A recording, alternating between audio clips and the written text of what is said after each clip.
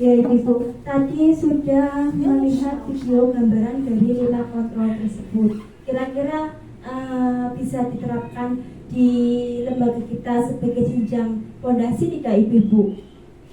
Bisa ya Bu. Itu karena mungkin garis besarnya saja. Untuk yang terakhir yaitu keyakinan kelas.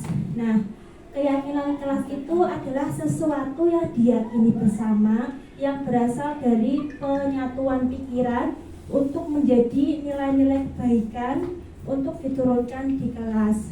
Alhamdulillah kemarin saya di hari Selasa aksi nyata sama untuk memenuhi tugas pendidikan guru penggerak dan sudah saya terapkan di kelas Aminah. Keyakinan kelas itu adalah peraturan yang di lingkup kecil ya Ibu, khususnya di kelas kita sendiri. Dan sebagai kesepakatannya, kita membuat peraturan itu semua anak itu semua harus dipancing biar mengeluarkan pendapatnya masing-masing. Monggo Burak. Ya. Contoh keyakinan kelas itu menjaga kebersihan kelas, menghargai teman dan guru, melaksanakan tata tertib kelas dan sekolah, bersikap tenang saat pembelajaran berlangsung. Monggo terakhir Burak. Ya. Terakhir, ya, bagaimana pembentukan keyakinan kelas tersebut? Itu lebih abstrak dari peraturan ya Ibu-ibu. Sedikit saja agar anak mudah mengingatnya. Berupaya penyataan universal, penyataan dari diri sendiri. Berarti bukan bu guru yang bikin, tapi anak ya. Sesuai dengan kondisi kelas agar mudah diterapkan. Dibuat dalam bentuk positif, semua warga kelas ikut serta atau terlibat dalam pembuatan keyakinan kelas. Nah, di sini hasilnya Ibu-ibu.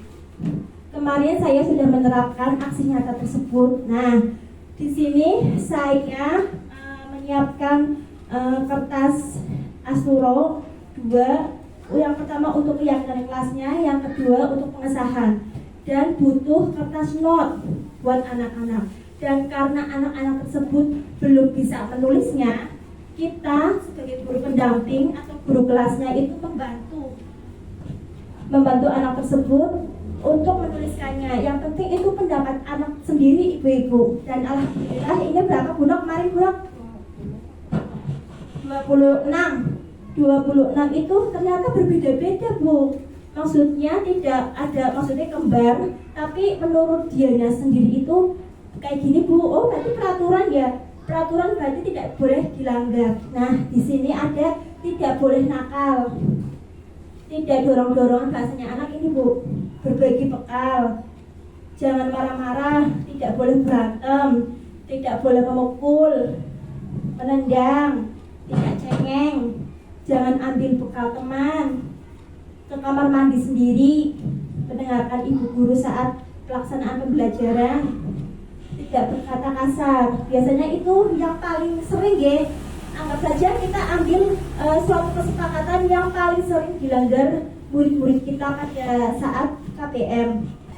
Terus membereskan alat tulis, buang sampah di tempatnya, tidak boleh ngobrol saat pembelajaran, tidak mengganggu teman, terus tidak melempar peci, tidak ribut, tidak boleh tidur di lantai karena ada yang keinjak Bu kemarin. Iya, dan itu saya ambil untuk salah satu kasus di mana anak tersebut tidak sengaja menginjak anak yang sedang tidur di lantai. Nah seperti itu ya Bu. Dan setelah itu saya refleksinya gini Bu. Saya membuat kayak papan itu ekspresi senyum untuk bahagia ya Bu, dan ekspresi sedih. Bagaimana untuk tahap selanjutnya, kamu senang tidak menerapkan hal-hal tersebut? Dan alhamdulillah ada 26 anak, hanya satu yang sedih, mungkin dari faktor saat berangkat ke sekolah. Dan untuk tanda tangannya, pengesahannya, anak-anak kan sudah bisa menulis ya. nulis namanya sendiri. Ini kan pengesahan dari kesepakatan tadi, saya jelaskan ke anak-anak apakah ini sepakat, ternyata menyetujui. Dan cara menyetujuinya biar tidak dilanggar, berarti kita kayak tanda tangan di atas materai ya Bu, intinya kayak gitu. Setelah itu anak-anak di kelompok B kan bisa menulis semua nama-namanya. Anak-anak suruh menulis sendiri nih, yang tidak bisa dibantu sama bu guru. Terus ditempel di sini, dan ekspresi hasil dari refleksi pembelajaran saat itu, anak-anak merasa bahagia, senang, apa merasa itu. Dan kan ada salah satu anak yang tidak senang, itu Mas Arka. Dan nyatanya saya suruh ngambil mana, pilih yang mana, padahal ada dua, antara sedih dan bahagia. Ternyata dia rasa bahagia semua, alhamdulillah ya, nggak ada yang menempel sedih. Berarti ini peraturannya bisa diterapkan di lingkup kelas. Berarti ini pembelajaran yang sangat efektif dilakukan di awal semester ya Bu Masri. Karena ini kan keyakinan kelas, berarti kan tata tertib kelas itu dilakukan pas semester pertama di awal pembelajaran sebelum kita melakukan KBM di RTP, kita menerapkan ini kayak umur nih atau sendiri dan ini sangat efisien. Jika dilanggar, dia kan akhirnya nanti ingat, oh iya ya, kemarin sudah melakukan kesepakatan sama bu guru dan teman-teman yang lain. Dan itu kayak keyakinan kelas, berarti kesepakatan peraturan di kelas. Beda lagi kalau keyakinan sekolah ya Bu, mungkin keyakinan sekolah yang buat ibu guru aja. Kalau keyakinan kelas kan intinya di kelas aja.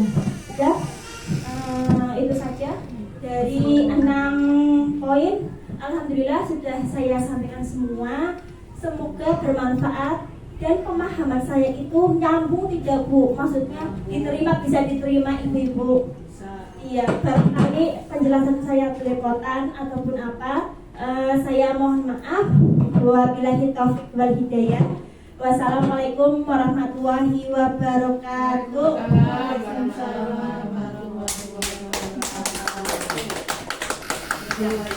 Ya, matur nuwun ibu-ibu, monggo seadanya ya Bu. Saya hanya bisa kasih itu sekedarnya saja.